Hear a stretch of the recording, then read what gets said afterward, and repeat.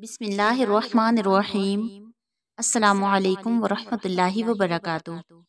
اللہ رب العزت قرآن پاک میں ارشاد فرماتے ہیں، سورہ اعراف آیت 156، اور میری رحمت تمام اشیاء کو محیط ہے، باوجود اس کے کہ ان میں بہت سی مخلوق سرکش ہے جو اس کی مستحق نہیں، مگر ان پر بھی ایک گناہ رحمت ہے، گو دنیا میں ہی صحیح، بس میری رحمت غیر مستحقین کے لیے بھی عام ہے۔ میں ان پر اپنی رحمت کو کامل طور پر ان لوگوں کے لیے ضرور لکھوں گا جو خدا تعالیٰ سے ڈرتے ہیں اور جو زکوٰۃ دیتے ہیں اور ہماری آیات پر ایمان لاتے ہیں۔ حضرت ابو ہریرہ رضی اللہ تعالیٰ عنہ سے روایت ہے، نبی کریم صلی اللہ علیہ وآلہ وسلم نے فرمایا، بلا شبہ اللہ تعالیٰ نے جس دن آسمانوں اور زمین کو پیدا فرمایا، یہ لکھ دیا تھا کہ میری رحمت میرے غضب سے زیادہ ہے، اور ایک روایت میں یہ اضافہ بھی ہے کہ اللہ تعالیٰ نے اپنا یہ فیصلہ لکھ کر اپنے پاس عرش پر رکھ دیا ہے۔ اسی طرح حضرت ابو ہریرہ رضی اللہ تعالیٰ عنہ سے روایت ہے، نبی اکرم صلی اللہ علیہ وآلہ وسلم نے فرمایا، اللہ رب العزت کی 100 رحمتیں ہیں، ان میں سے مخلوق کے درمیان صرف ایک رحمت نازل کی ہے، اسی ایک رحمت کی وجہ سے یہ مخلوقات آپس میں ایک دوسرے پر ترس کھاتی ہے، اور اسی کی وجہ سے تمام وحشی جانور اپنی اولاد پر شفقت کا معاملہ کرتے ہیں، اور 99 رحمتیں اللہ تعالیٰ نے مؤخر کر دی ہیں، ان کے ساتھ قیامت کے دن اپنے بندوں پر رحمت کا معاملہ فرمائیں گے۔ جناب رسول اللہ صلی اللہ علیہ وآلہ وسلم نے ارشاد فرمایا، ماں اپنے بچے کو کبھی آگ میں نہیں ڈالتی۔ اس کے بعد حضور صلی اللہ علیہ وآلہ وسلم خوب روتے رہے، پھر آپ نے اپنا سر مبارک اٹھا کر ہماری طرف توجہ کی اور ارشاد فرمایا، اللہ تبارک و تعالیٰ اپنے بندوں میں سے کسی کو عذاب نہیں دیں گے، یعنی دوزخ میں نہیں ڈالیں گے، مگر سرکش متکبر کو، اور وہ جو کلمہ لا الہ الا اللہ پڑھنے سے انکار کر دے۔ حضرت حذیفہ رضی اللہ تعالیٰ عنہ فرماتے ہیں، نبی کریم صلی اللہ علیہ وآلہ وسلم نے فرمایا، مجھے اس ذات کی قسم جس کے قبضہ قدرت میں میری جان ہے، دین کے معاملہ میں گناہ میں ملوث ہونے والا اور احمق حماقت میں مبتلا بھی ضرور جنت میں داخل ہوگا، اور مجھے قسم ہے اس ذات کی جس کے قبضہ قدرت میں میری جان ہے، وہ شخص بھی جنت میں ضرور داخل ہوگا جس کے جسم کا کچھ حصہ دوزخ کی آگ میں جلا ہو،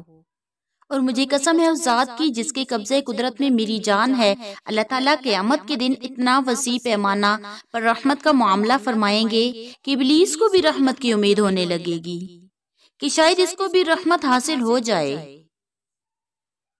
حضرت ابو ہریرہ رضی اللہ تعالیٰ عنہ فرماتے ہیں، اللہ تعالیٰ قیامت کے دن گناہگار بندے کو اپنے قریب بلائیں گے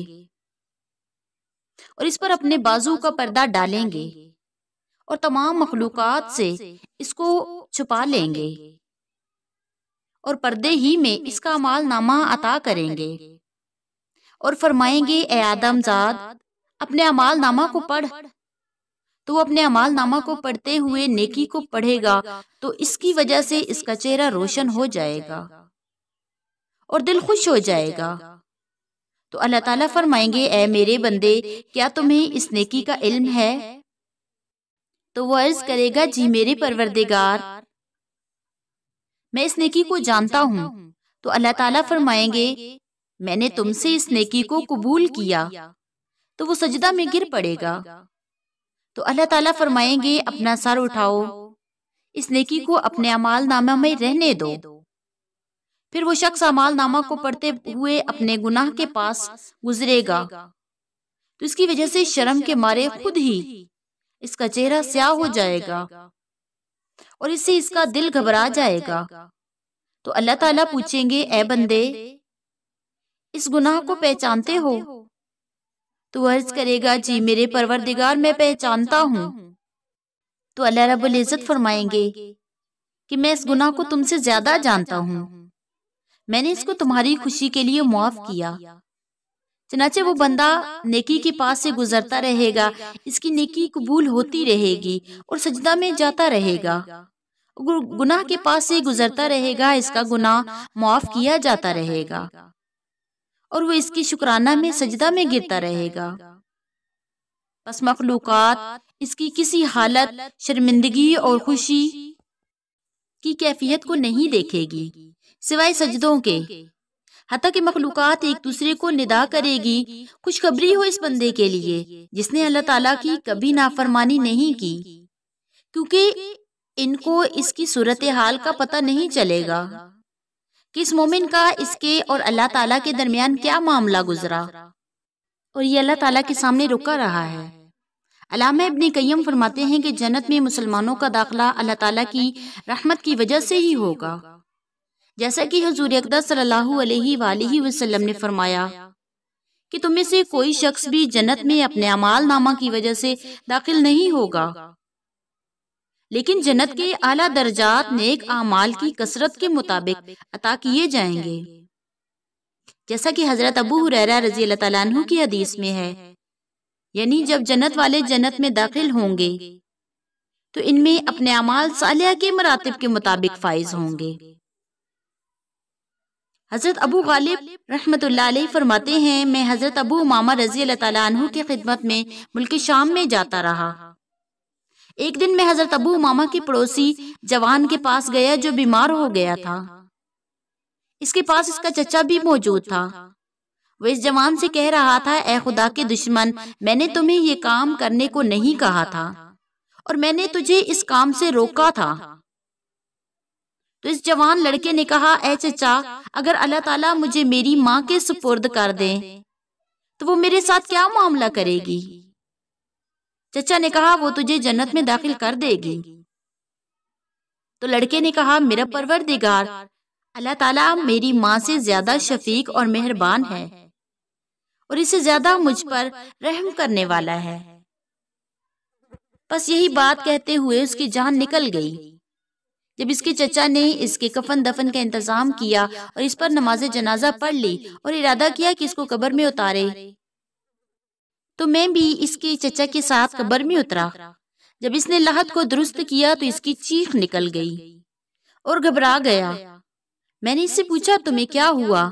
اس نے بتایا کہ اس کی قبر بہت وسیع ہو گئی اور نور سے بھر گئی ہے، میں اسی سے دہشت زدہ ہو گیا تھا۔ سبحان اللہ۔